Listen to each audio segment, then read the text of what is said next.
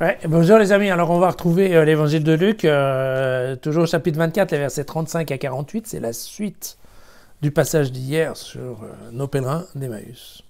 Et donc on va retrouver voilà, les pèlerins qui sont venus prévenir les disciples de ce qui se passait. Les disciples lui ont dit, oui, tout à fait, c'est vrai, il est apparu à Simon-Pierre.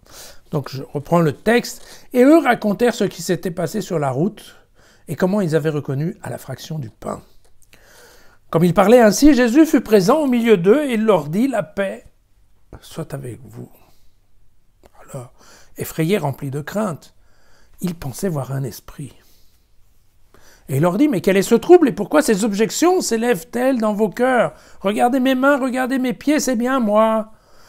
Touchez-moi, regardez. Un esprit n'a ni chair ni os, comme vous voyez que j'en ai. » Et à ces mots, il leur montra ses mains et ses pieds. Alors, comme sous l'effet de la joie, ils restaient encore incrédules. Et comme ils s'étonnaient, il leur dit, mais avez-vous ici de quoi manger? Et ils lui offrirent un morceau de poisson grillé. Il le prit, le mangea sous leurs yeux. Puis il leur dit, voici les paroles que je vous ai adressées quand j'étais encore avec vous. Il faut que s'accomplisse tout ce qui a été écrit de moi dans la loi de Moïse, les prophètes, les psaumes. Alors il leur ouvrit l'intelligence pour comprendre les Écritures. Et il leur dit, c'est comme il a été écrit, le Christ souffrira et ressuscitera des morts le troisième jour, et on prêchera en son nom la conversion et le pardon des péchés à toutes les nations, à commencer par Jérusalem. C'est vous qui en êtes les témoins. Alors, le texte paraît facile, hein, même s'il est un peu surnaturel. Vous verrez que dans la version de Jean, il a rajouté des verrous sur des portes fermées.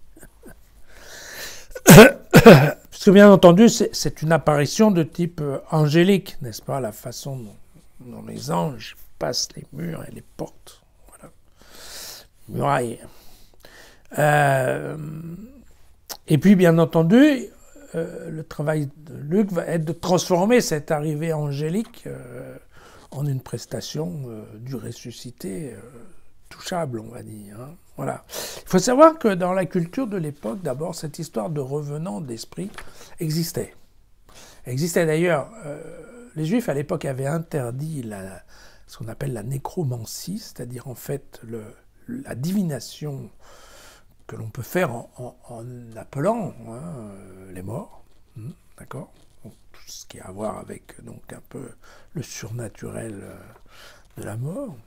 Et ils avaient interdit ça, non pas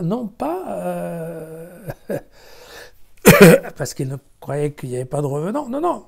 Ils étaient tous persuadés qu'il y avait des revenants, qu'on pouvait les faire effectivement revenir en les implorant, mais que par contre c'était dangereux pour la foi juive.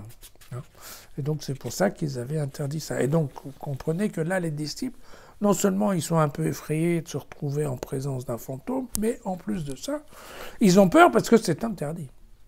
Et donc ils sont très mal à l'aise. Alors, comment ont-ils reconnu Jésus? À la fin, ça, ce n'est pas écrit dans le texte. Vous voyez que...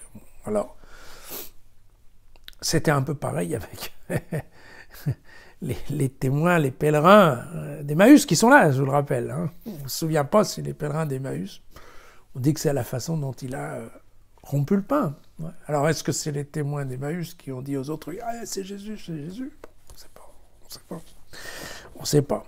Est-ce le son de sa voix, comme dans le cas de Marie-Madeleine? On ne sait pas non plus. Mais cette question de la corporalité de Jésus ressuscité, c'est important.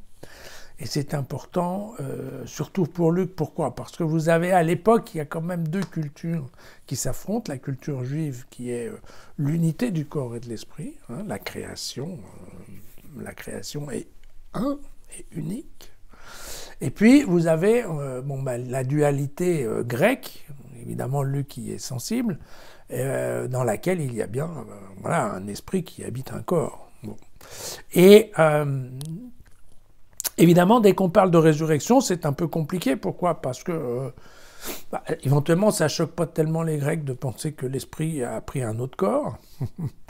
Mais par contre, ça, les Juifs, pour eux, c'est compliqué. Et donc, il faut bien, à un moment ou à un autre, et c'est ce que Luc a brillamment inventé, entre guillemets, c'est la reconnaissance par le corps, par le toucher, voilà, tout simplement.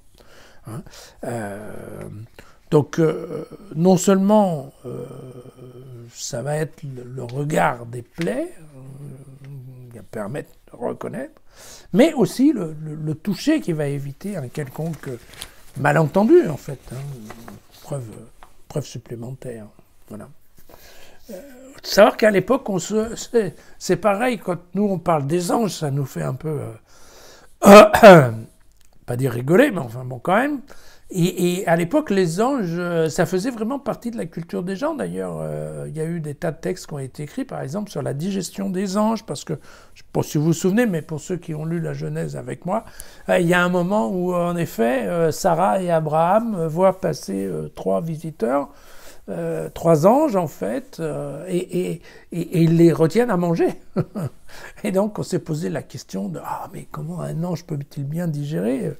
Globalement, je vous passe le détail, hein, mais est-ce qu'un ange va aux toilettes ? Et en fait, non, il y a des gens qui ont travaillé là-dessus et qui ont dit que non, c'était la combustion intérieure qui menait à la digestion des aliments. Mais donc, vous voyez, ce qu'aujourd'hui on trouve complètement désuet, à l'époque ne choquait personne. Alors, évidemment, il y a quelques sujets de discorde qui sont... pourquoi ? Parce que là, on a l'impression que Jésus mange tout seul un morceau devant les disciples qui le regardent. Bon, il est évident qu'on aurait préféré qu'on retrouve une bonne Eucharistie avec un repas comme tout le monde soit à table.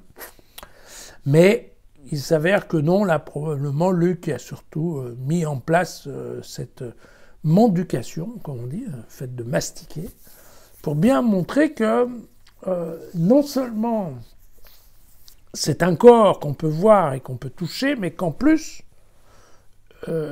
c'est un corps qui fonctionne, qui bouge, qui a sa propre autonomie, et que tout ça n'est pas remis en cause. Voilà. Bien. Voilà. Alors, la deuxième partie du texte, c'est ce qu'on appelle le kérigme de Luc. Alors, le kérigme de Luc, c'est quoi ? C'est les axes principaux de la foi, voilà. Tels que les voit Luc. Donc, on les voit bien, hein, c'est que la passion et la résurrection du Christ étaient déjà tout annoncées dans les Écritures, donc ça, voilà. Mais on voit bien qu'ici, les Écritures, Luc précise, hein, on parle bien de la loi, des prophètes et des psaumes.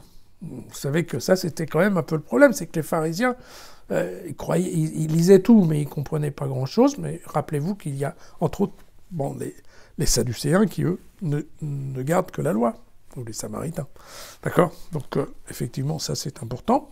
Après, il y a bien la question de la conversion en vue du pardon des péchés. Hein, Luc parle abondamment. Les apôtres deviennent témoins, et puis donc, et l'esprit, ça vient dans le verset d'après, l'esprit est donné aux témoins pour qu'ils partent en mission. Voilà. Et ce qui est intéressant dans ce texte, c'est qu'aux yeux de Luc, en tout cas, la reconnaissance de Jésus ressuscité implique à ceux qui l'ont reconnu de devenir témoins. D'accord ? Au sens propre et au sens missionnaire du terme. Puisqu'on a vu, alors on doit dire qu'on a vu et qu'on a reconnu. Voilà. C'est évidemment, c'est l'introduction et le passage au second livre de Luc qui va être les Actes des Apôtres. Qui est, ok, ces témoins, qu'est-ce qu'ils ont fait ? Voilà. C'est ça. À demain.